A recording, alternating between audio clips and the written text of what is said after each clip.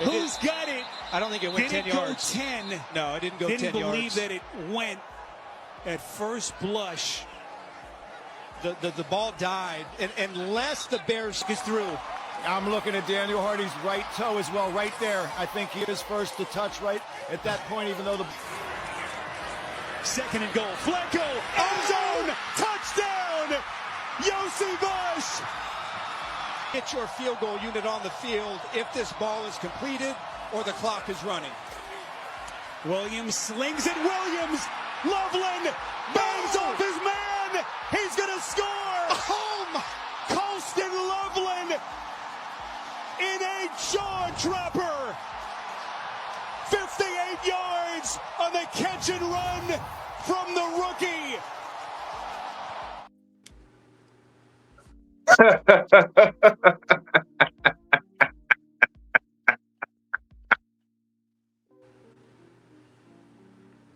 Woo! Man. Mercy. You see it. You see it. Y'all already know, man. Welcome to the Southside podcast here with your boy Manny, your boy Shad in the building.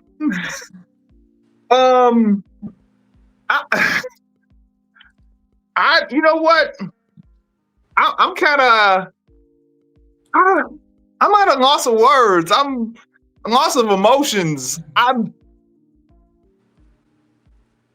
usually, especially the last few years, when something like that happens, it's usually on our end that we getting the short end of the stick. We the ones that's having a meltdown, and it felt like that yesterday. I'm looking at this. I'm like, no. We're not gonna do this. This is not gonna be another collapse again. And it did look that way. But I was, you know what? When I was watching it, I was like, okay, all right, we still got a timeout. We got 50 something seconds left. Mm-hmm. The Bengals defense is trash. Mm-hmm. It's one of the worst defenses. They gave up 39 points to the Jets the week before. Mm-hmm. Only thing we need is a field goal. That's what I'm thinking. But our kicker, and we'll get to that too, missed 2 field goals, and one of them was just terrible. Both of them bad, but one was just like, man, I thought, sure, I need to kick up. I need to kick. Sign me as a kicker. Man. But Caleb came down, wasn't rattled, even though Bengals defense did pressure him throughout that game, got down the field, man. Colston Loveland. Mm-hmm. Catch and run for the score, and I'm like full of I was like, yeah. I'm like, we actually gonna win this, but we still had time on the clock. Yep. Remember what happened last year against Washington? I'm like, oh, it seems eerily familiar. Only thing I'm thinking about, okay, we scored, we got the lead. Stay focused. Mm-hmm. Stay focused, team. Mm-hmm. And that's what happened. We stayed focused, got the pick at the end. Same set match. What a game. Your thoughts. Your thoughts. I just ordered about 15 milligrams of heart medication,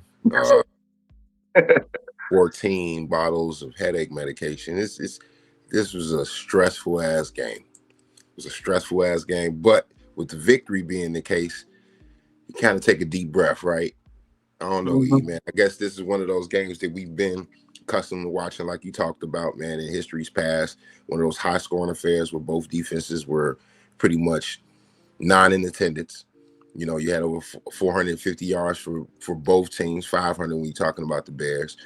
Joe Flacco threw for 470. The Bears ran for 200 some yards. I mean, we knew the situation in the matchup. Bears secondary was injured coming in. Bengals' most healthy position and most talented position was wide receiver.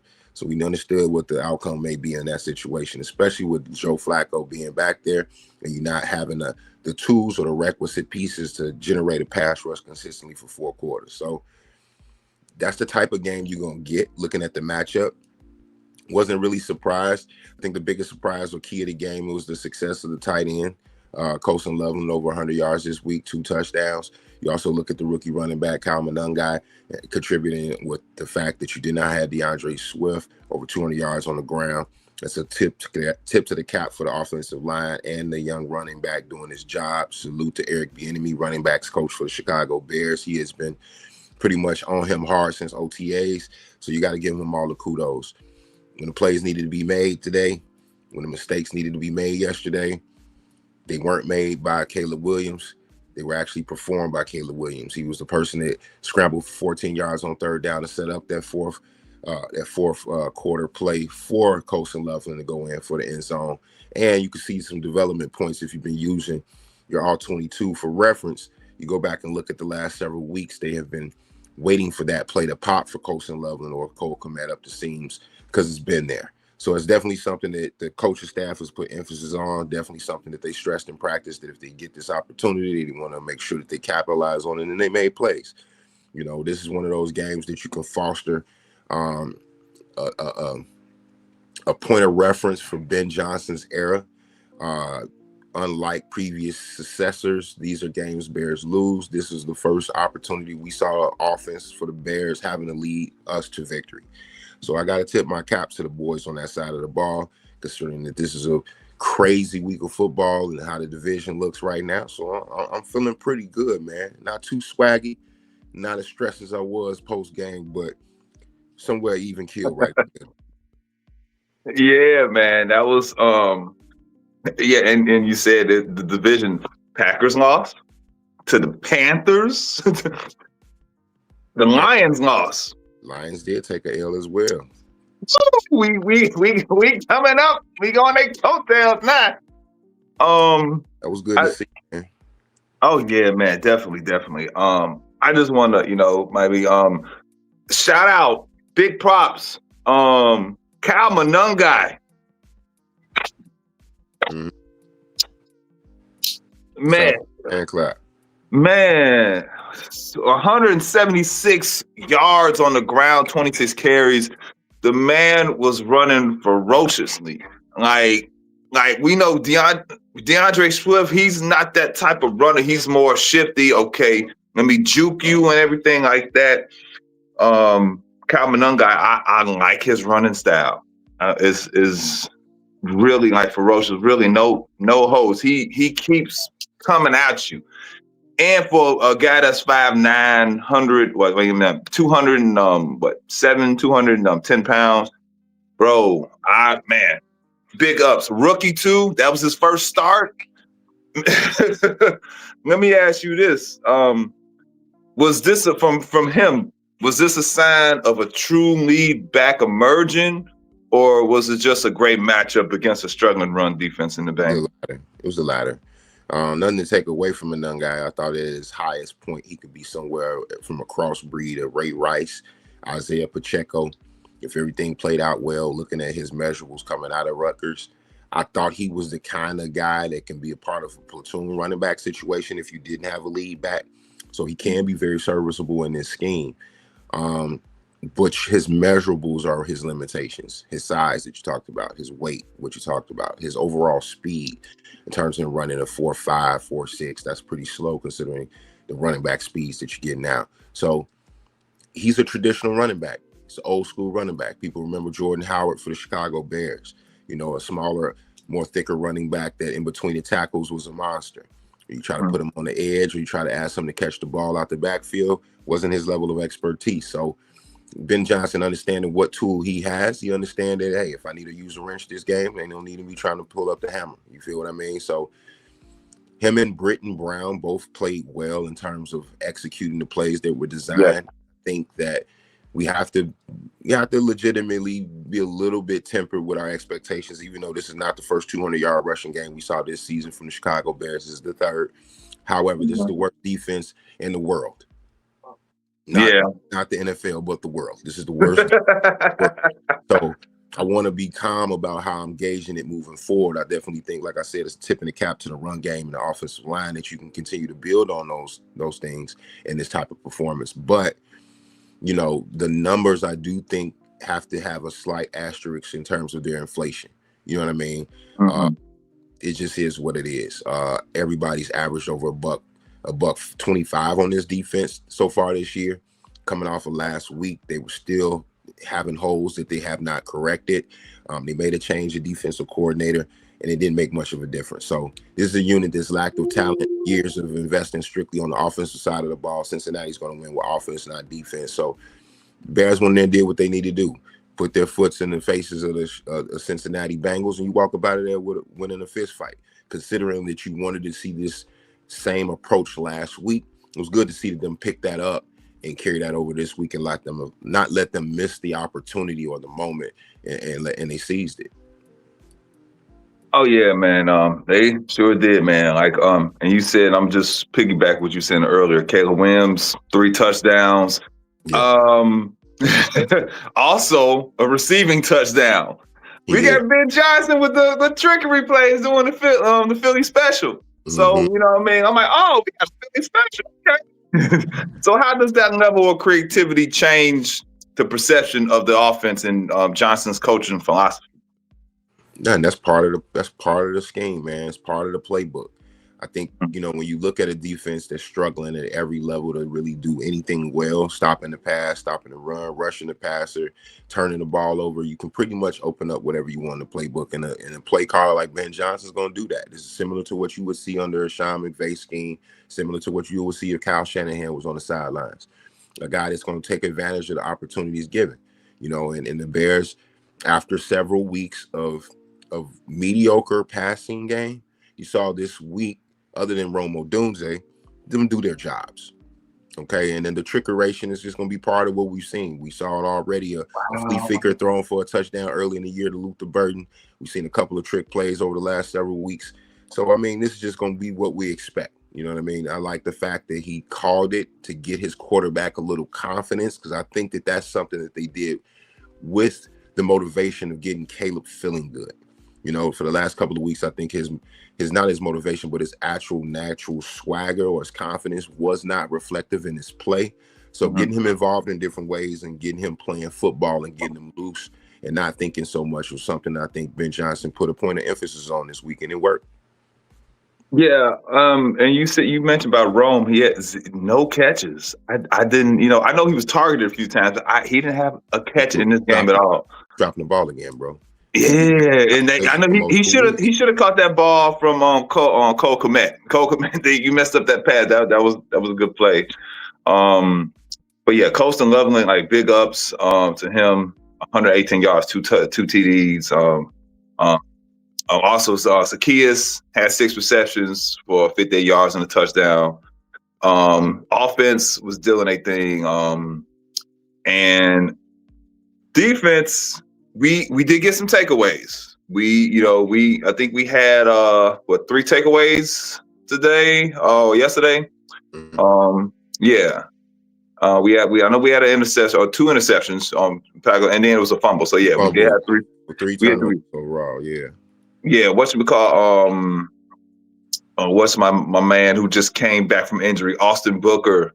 Austin Booker had a good sack. Yes. Big ups to Austin Booker. Jermaine Edmonds had a pick at the end. Overall, just, and like you said earlier, you can't really take too much out of this. This is, even though this is the first time the Bears put up 576 yards of offense. That's the first time since 1980 that we had that. 1980 before we had a Super Bowl. Yeah. Efficiency, yeah, we were efficient, and like you said, the Bengals are just just terrible on defense. Your your thoughts. Let me see. Your thoughts, especially on our defense. It was concerning. We shouldn't have been in this situation. It was concerning that our defense did give up 2 touchdowns in 90 seconds. That's very very concerning. And our pass defense was 10th before this game. We were 10th in pass defense, and our rush defense was bad. Now it was the opposite. Our rush defense was great yesterday, and then our pass defense was horrible. Given the fact we were going up against 2 elite receivers. Joe Flacco, he had a career day. Old Joe Flacco had a career day. Mm-hmm. I think he's at 470 yards. Now, with this, was this a systematic failure, few bad penalties, or just a talented quarterback getting hot? How does this near collapse, temper, I guess, our win? Does this near collapse temper our win? Considering a couple of years ago with Eberflus was coordinated defense against the Browns, Joe Flacco almost, put us in the same situation. End of the game, came back, won the game. For the people that forgot that quick. Joe Flacco is a legitimate borderline Hall of Fame base level quarterback, so you got to respect the resume.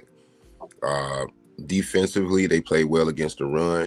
Not a great run game. Chad Brown is a very serviceable running back. But when you lose your top 4 cornerbacks and you have deficiencies in the rushing the passer, it offers the opportunity for a bad team to make some things happen, if you know what I'm saying. So for me, I don't necessarily make a judgment on what this defense is going to be moving forward unless we're not going to get healthy moving forward. And think we talked about this a couple weeks back. What I would like to see is them start to stack up big plays. And a lot of people are talking about, turnovers you can't bank on, turnovers you can't bank on. And every win, they've had 2 turnovers. Yeah. So they're banking on these things at this point. I don't know if it's a scenario or a situation where they're scheming it up to present situations where you're giving the freedom to some of your veterans to buck the system and kind of just go out and play on instinct, with Bayard and Tremaine having the type of interception seasons that you typically don't see from linebackers and safety. So I do think that they can count on opportunities for turnovers moving forward. As the talent improves for teams that we're going to be seeing over the last 8, offensively, those opportunities are going to be limited. So it's going to be a little bit more on the emphasis on the Bears of shoring up that run and also cleaning up the penalties. Those 2 things, I think, will give them opportunities to not only take the ball away, but to win field position. If you can keep this Bears top 10 offense with good field position and give them opportunities to score on short fields, even if the Bears defense doesn't make a top 15 ranking, you got to respect that unit because they can take the ball away if you make a mistake. So right now, this is pretty much a, force a team to fuck up type of defense. In our special teams, have a good day. First play, actually, of the game that we gave up a touchdown, kickoff return for a touchdown. Bad. That's bad. And our kicker. I think it's time to seen enough. Look at Moody. Fuck all of that, E. You're being too nice. Thanks. I've seen enough of Cairo Santos. And the thing is not no disrespect to him. He made some big kicks. He's a legitimately good guy, I'm pretty sure. I saw a guy kick 68 yards yesterday for the Jacksonville Jaguars, and that shit would have went in at 70. Damn. Kicking in a kicking game is supposed to be a weapon. You drafted a punter that was supposed to change the game of field position. You have invested 6 contracts into guys that you slated or expected to be special teams standouts or performers. And as of right now, special teams head coach Richard Hightower has struggled to get anything out of this unit consistently week in and week out. Consistently. Every week, fuck up in coverage, or fuck up in recovery, fuck up in kick game, punt game. It's not how you expect or what we're used to in this city because of previous coaches putting such an emphasis on special teams, kick game, return game, and coverage game.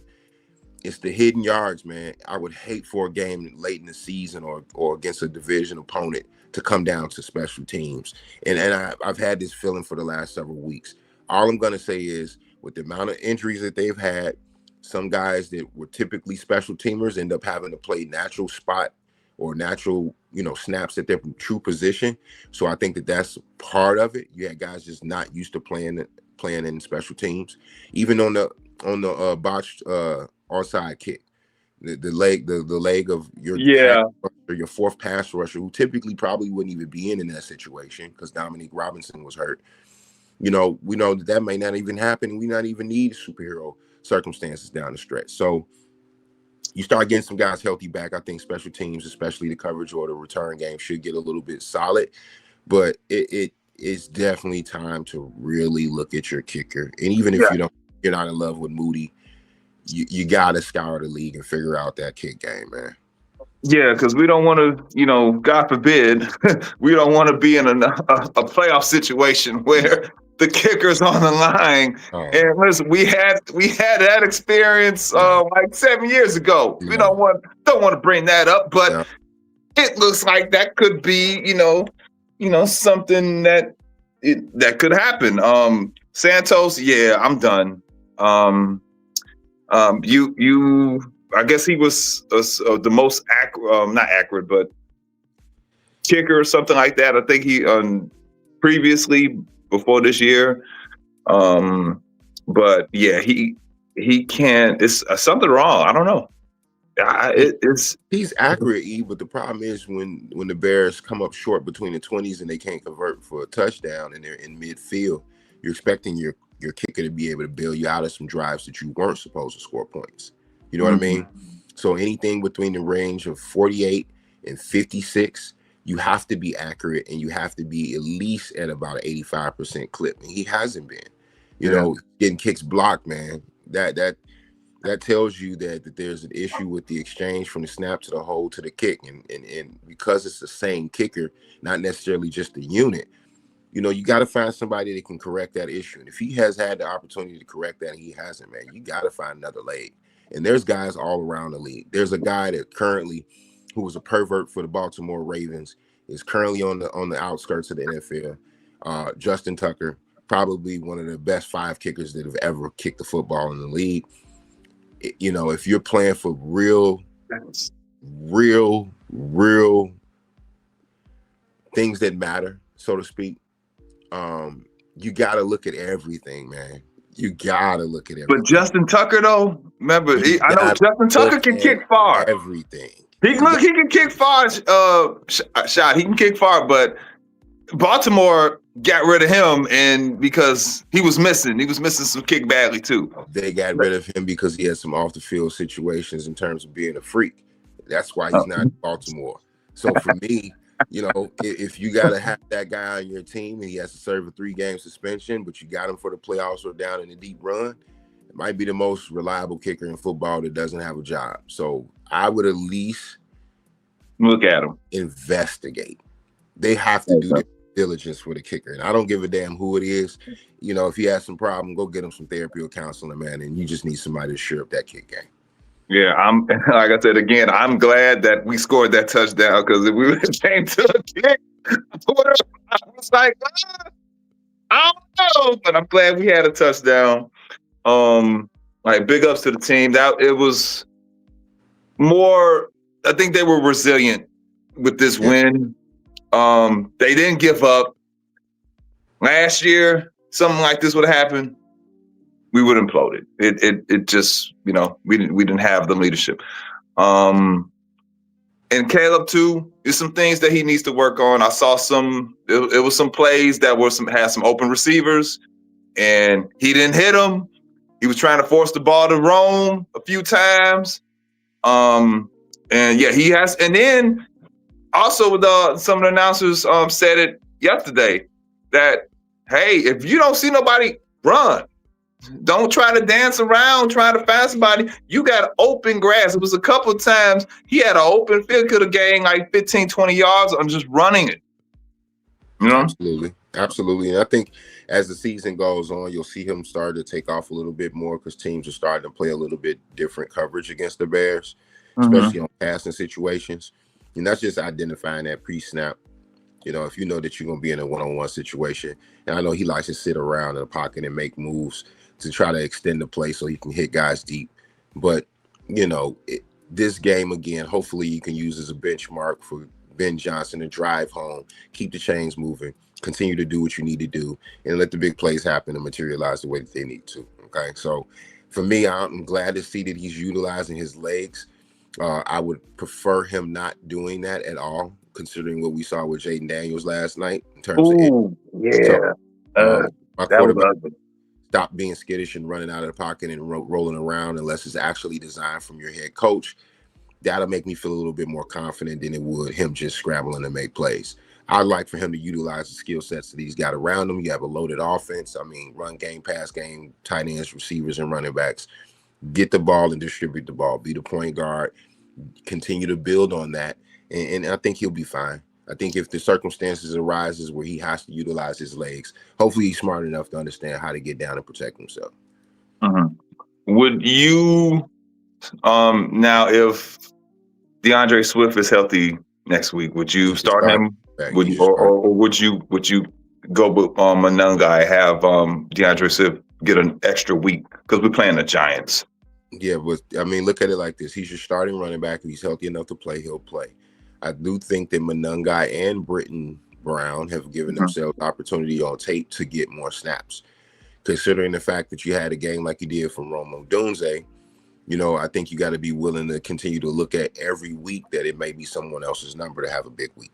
This is what Ben Johnson does. You know, he doesn't feature one guy week in and week out. We've seen this since week one, considering DJ Moore has yet to have a phenomenal game on the season. So from that standpoint, I think it's just really about having confidence that when you do split carries or when you do call 25's number, that you got a guy that's going to execute. I do think that there's time for Ben Johnson to set up a few design plays that are specifically from a nun guy. We saw that over the last several weeks, so I don't think anything changes. I just think maybe the snap balance, you know, it leans a little bit more where you were seeing more 2-to-1 in terms of the carry ratio. Maybe you're going 50-50 or 60-40 now. Okay. I'll be cool with that. Okay, cool. And then also, hopefully Cole Kmet, I know he got a concussion later on in that game, I think in the fourth quarter. So hopefully he's good for next week. But if not, you know, Colson Loveland, I think that's going to be the future, our future tight end. We drafted him, but was it 10th overall? Top 10 pick. Yeah, drafted him 10th overall. So I know this, I feel the shift is happening from Kmet to Loveland. Hopefully we can use them both, like, you know, how the Patriots did back in the day with Gronk and Aaron Hernandez. But we'll see. You said earlier, switching gears now, that was a gruesome injury. I saw it with Jaden Daniels. To me, he shouldn't have been in the game. You're down at that point, what, 31-7, 38-7? Mm-hmm. Take the man out. Your thoughts, if you were the coach, Washington's head coach, what would you have done in that situation? Or it's tricky, man. Pulling your starting young quarterback because your team's down 2 possessions. You know, you normally just don't see it. And be real about it. You don't see it.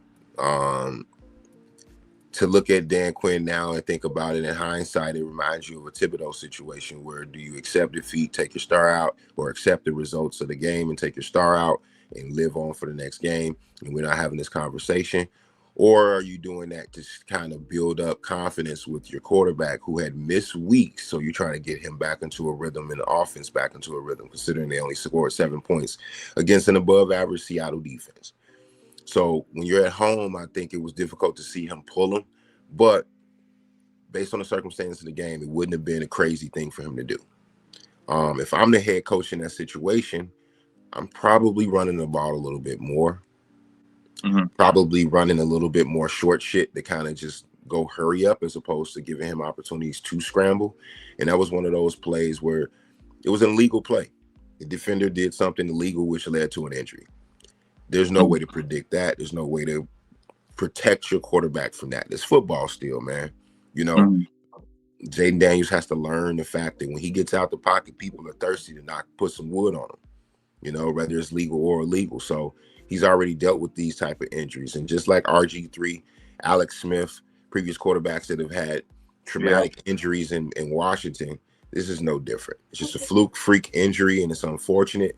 But I can't really pile on a head coach. I'm pretty sure, though, if the shoe was on the other foot and we were Washington Redskins fans and we were having a Southside Redskin podcast today, I'd be tearing into some shit. Oh, yeah. But it's a whole Fire the coach. I'd be up there right now like, hey, man, hey, get him the fuck out of here, man. Get him up out of here. Yeah, it seems like, I don't know, Washington's, when it comes to their quarterbacks, I don't know. Maybe it's cursed. I don't know, because they get those freak injuries, like you said, with RG3 and Alex Smith, and even before that, Joe Theismann. Correct. Man, it was, man. Hopefully Jaden Daniels, gets healthy. Hopefully he won't be out for the whole season, and they can. I don't know their standings. They're kind of on the outside looking in. They're from the playoffs. They're cooked. Yeah. Their season's cooked. Their offense hasn't been good as it was last year. 3-6. The defense took a step back from last year when they were playing at a higher level. I think a lot of last year they played above their head. The quarterback played above his head. Not necessarily saying that he can't perform at that level consistently, but everything went right for them last year. If you remember after that Bears game, from the opponents all the way down the schedule to everything that materialized, they just had a great year. And this is that step back, and they're starting to play that out. And the Deebo Samuel trade didn't work out for them, so they're going to be, pivoting this offseason to kind of shore up some shit that they didn't from the previous year. So he'll be fine for next year. I think they're slated for 4 to 6 months for that injury, man, if the break is what I think. So he won't be back this year. You hope to have him healthy enough for when they start off-season programs. Let's talk about the NFC North. We're 5-3, tied with the Lions. Yeah. And them dang on cheeseheads, they lost to the Panthers. I love it. And I think the Packers are, I don't know. It's just something. They have these high expectations for this team. Everybody said, oh, they're Super Bowl contenders. They got Michael Parsons. Jordan Love is emerging and everything like that. Matt LaFleur, I don't know. Some of his play calling has been questionable. And I'm hearing by Packers fans, listening earlier yesterday. The Packers ain't really all that cracked up to me. I think they're a little bit overrated. That's fair. I think that's fair, but I also look at what they've done or accomplished so far. You got to look at every year. You're going to have one game on your schedule. You're going to lose to a team that you had no business losing to, and your best players are not going to perform the way that they need to. That's what happened to them. The Panthers had 100 yards passing. That will never happen again. So for me, it's not a situation where I don't feel that they're legitimate. I think that LaFleur is still the top of the class in terms of the division head coaches based on his resume. I do think that Jordan Love, as of right now, is still the best quarterback in the division. They still, right now, based on percentages, have the best defense in the division. You have to respect that. Okay. However, there are going to be now opportunities that I think in this division that there are no teams better than the other. All four are equal. Talent is distributed differently. Their rosters are balanced differently, coached differently, but everybody's in the same pool right now. This might be the most competitive division, meaning that you might have 3 to 4 teams with close to 10 wins. To me, that doesn't necessarily degrade the Packers because last year they had 10 wins and they got in the playoffs. So overrated, not necessarily. If you're a playoff team, you're a Super Bowl contender. That means if you can get to the dance, you got an opportunity. Now, when you're talking about comparing them to the Eagles or comparing them to the Rams or comparing them to the Tampa Bay Bucks, teams that right now have been clicking a little bit more efficiently throughout the first 6-7 weeks, then yeah, you probably got them third or fourth. You probably still feel more confident about the Lions if you're really watching how the games have been played. But, the Packers are not going anywhere, man. And even though they lost to the Minnesota Vikings, which is no shame in it, it was a division opponent. So from that standpoint, they'll see the Vikings again, and let's see how that plays out. But, to me, that was Detroit. He took a loss to the Vikings. But I meant with the Packers, when you start seeing them play the in-division games, that's where you're going to start to gauge or grade, how good they be. And we got divisions games coming up. And shout out to the Panthers, man. They're 5-4. They're getting like a game away from leading their division too. In the thick of things, got to give respect to that young nucleus, man. Bryce Young and those boys in Carolina have not surprised people, but they've rolled the tails of their running back. Dardell has been amazing this year. I think he's top 5 rushing. If we weren't talking about Jonathan Taylor, we'd probably be talking about him being the most outstanding running back so far this year. And even Bijan Robinson down in Atlanta, has played well. But it's going to be interesting to see how that wild card plays out. From 7 to 10, it's about 5 to 6 teams that can fill in that little notch to get those last 2 playoff slots in the NFC. And it's going to be fun to watch it, man, because everyone's got about 2 to 3 losses, man. So it's going to be every game's going to be important moving forward. Everyone, you can't give up any freebies. Yeah, this is going to be a big stretch. I know. Okay, so next week we got the Giants. And let me see with Jackson Dart. I hope I'm pronouncing his name correctly. They're 2-6. They lost 3 in a row. To 2-7. Let's hope this is not, another one of them trap games, and the Bears overlooked their opponent like we did against Baltimore the previous week because they had a third streamer. So what are your keys, I guess, to what is your, I guess, prediction and I guess keys for a Bears win against the Giants next week? Blocking, and blocking. The front 7 for the New York Giants can destroy a game. They can wreck a game. They have 2, possibly 3 guys that could absolutely fuck up the day for Caleb. Theo Benedict 2 weeks in a row has struggled in terms of pass pro. You saw Jonah Jackson dominant and Joe Tooney look very good in the interior. That's what led to that, a lot of the rushes. So you feel confident with that. But even Darnell Wright coming back off injury, he's looked well over the last 2 weeks. I think he's led the team in pancakes. So from that standpoint, I think it's all about that offensive line. This is the time of the year that you got to ride or rely on your offensive line to kind of dictate how your gameplay goes. If they're on the heater with running the ball right now, I think that Ben Johnson's going to rely on that and take that pass rush away from the New York Giants, allowing Caleb to throw some more quarterback-friendly plays or situations or down the distance. So for me, it's blocking and penalties, man. When you're at home, those are the 2 things that they struggled with the last time they played at home, blocking and penalties. I want to see that shit shored up. The Giants don't offer me much in terms of the pass game that you should be afraid of, even with a struggling secondary after losing Malik Neighbors for the whole year.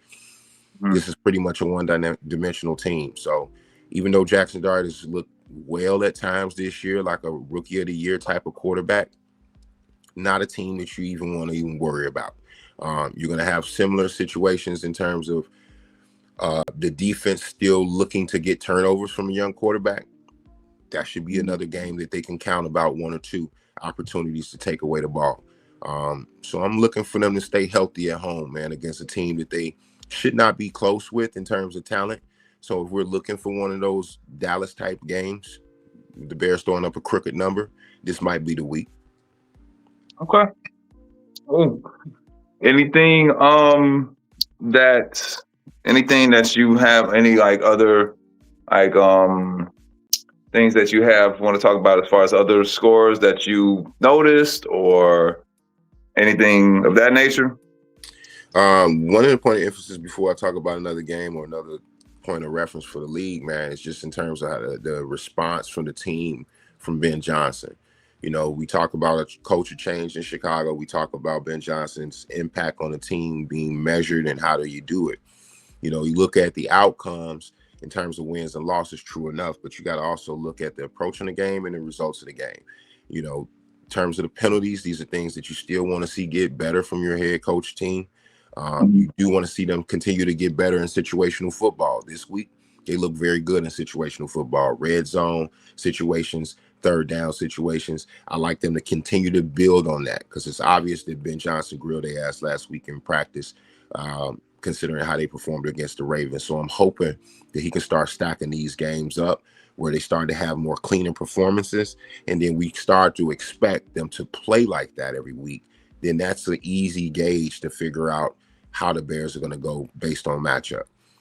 For me, it's still a work in progress. So I'm hoping that Ben Johnson continues to stack and use these types of games to fortify his message.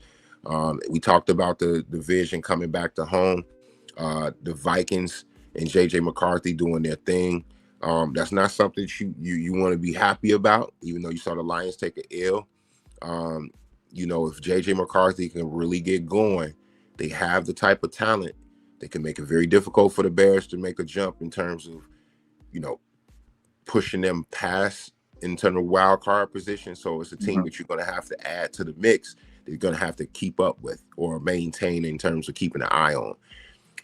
The Lions still look pretty good. I saw some kinks in the armor in terms of their defense, and then also I saw some kinks in the armor in terms of their blocking. So they look flawed. Jordan Love had his worst game of the season, so it's interesting to see what he does moving into next week. A lot of pressure on him this year to be a high-level performer, so he can't have those dog shit performances. Let's see if he plays the rest of the year with his hair on fire, because I do think there's some pressure on the floor, considering the fact that, you know, when it comes down to winning the big game, that's still something that they haven't done. He hasn't done it, yeah. So from that standpoint, the NFC this week was very interesting, a little shocking, so to speak. Teams that I'm a little bit more surprised about than I was coming into this week. The Seattle Seahawks look legitimate defense. Sam Darnold looks good on offense. They have a top 3 receiver in Jackson Smith and Jigba, and they've been able to run the ball. That's a team that ain't going nowhere. So you're looking at the NFC West, which is the Niners, Rams, and Hawks. That's going to be a good 3 clash going down. Yeah. Injuries. It's just want my team to stay clean and get healthy, man. That's the main component, because it's a lot of injuries around the league, and I think that's going to be a telltale sign on who's going to actually start winning over the next 4 weeks, man, as we start to see people go down and people come back off injury. Yeah, no, you're right. I'm looking at that the NFC West. Yeah, that's like the NFC North. Yeah, right. 6. The Niners are 6-3, and they're in 3rd place. Yeah, yeah. And then also, shoot, with the AFC, you know, you got, you know, Patriots. Patriots are still Patriots and Colts. I know Colts lost yesterday. That was a good win by the Steelers. I still got to see more. I need to see more. The Colts need to see more about that team. Let's see if I need to see how their schedule is. If they like I said, they got the Falcons next week. Okay, then they got the Chiefs. That's gonna be a tough one. Looks like because they looks like they have pretty easy schedule. They got the Seahawks and the Chiefs and the Niners in there, but they got the Texans twice. So they haven't played yet, divisional opponent. But I see how the Colts gonna do. I know they rely on that running game with Jonathan Taylor. Could be an MVP candidate. But yeah, let's see about that. Moving on. Let me talk a little bit of basketball before we get out of here. It's cool. I know we lost yesterday against the Knicks. It was a home and home. I'm cool with that. But we 5-1 right now. The Bulls are 5-1. We top of the East. I think I said it before the season started. I was like, I feel like this is going to be a more of a transition run up and down team. They're kind of playing the way they're playing, the style they're playing. It's not, it's a different person every night. So it's like they're playing how the Pacers played last year. You can say almost kind of Spurs like vintage Spurs of the 2014, 2013 Spurs. They're moving, passing the ball all around like that. And Giddey is kind of like the orchestrator, Haven't had Kobe White back yet, but I think once we get him back, he's gonna be pretty much another plug in that offense to get him more boosting their scoring. And let's see if the Bulls can keep this up. I'm gonna wait until Christmas and see how they are. I know that they beat the Knicks, but still I want to see them to play more of the upper echelon teams and see where they stand by Christmas. What are your thoughts? Next week, you're going to be able to see them go up against some elite teams. You'll get the Spurs on the schedule. You get the 76ers, who have been an early season surprise with VJ Edgecombe and Tyrese Maxey. With Embiid coming back, that's a matchup that you got to watch. They got the Bucks. So you got the Cavs, too. And the Cavaliers. And so for me, the litmus test start already for the Bulls. Going up in the Madison Square Garden is never an easy thing. Not without our Io DeSumo, who's missing, who's been playing very well. He's been on the heater for the first 4 games. And I think him not being there to kind of slow down Jalen Brunson in the second half is part of why they couldn't get over the hump when they were trying to make a run. Very impressed with what the Bulls are doing. They're playing a high-tempo offense. The last 20 games of last year's carried over, so they're playing the exact identical ball. 10-man rotations, fast pace, early threes, trying to crash the glass and make teams play unorthodox or uncomfortable with what they're used to. And I think that they'll be able to do that more times than not. They'll run up against teams that have elite stars. And that's the games that you want to see how they perform well against. You're going to see Victor Wembanyama. You're going to see Giannis Antetokounmpo. For all my money, are the 2 players playing at the highest level in the entire NBA, not excluding Luka Doncic right now. You got Jokic coming up. Bulls and Denver. Top tier players that the Bulls defensively are going to have to deal with. The component about Kobe White coming back, yes, that's 20 points you can book, but also the fact that they've been running a lot of defensive guards in those Kobe White minutes. Going to be interesting to see how your defense takes a drop off when your offensive weapon comes back.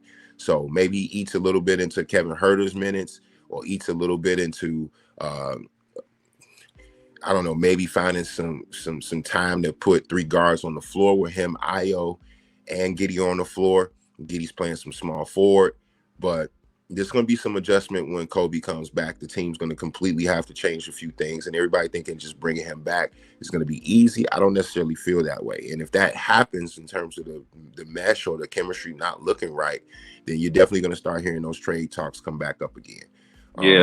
Especially with the early performance of Montez Buzelis so far, being one of the surprises in the conference. I said if he can be a top 20 player in the conference this year, just on the outskirts of being an all-star, that's a win for the year. Because you identify one of your top 3 players for the next 5 to 6 years, if that's the case. Patrick Williams has shown that he's a very good reserve. Alex Okoro has not given you the type of return that you were hoping for with the excitement signing this year. in the offseason. So let's hope that he can build on just being a defensive stopper and add him a little bit more points to the stat sheet. Vucevic and Giddey has been the engine to this 5-1 start. Two guys that if you ask just about 100 Bulls fans as you walk across the city, 85% of them will tell you they don't like either player. However, they've been the most important two to lead the Bulls right now. So you have to kind of repivot what you thought about this particular Bulls team, because it's not your baby Bulls. It doesn't not Ben Gordon and Kirk Hinrich. Right. It's a little different, but this is a young team that's trying to establish their own identity. I'm kind of excited to see it, man. Yeah, I was one of those guys that was critical.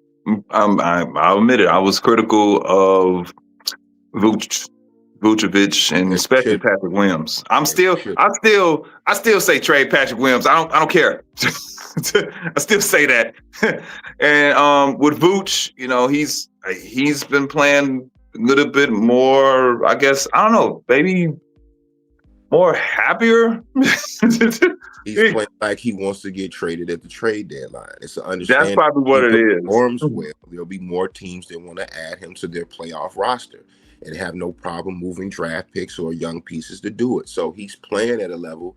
So when the Clippers call, or when the Lakers call, or when the Houston Rockets call, a team that's going to need a big, scoring big, yeah, you can validate it by saying, hey, he looks exactly how he did 5 years ago. We'll add this to our playoff run. So it's a great thing for the Bulls either way it goes. Okay.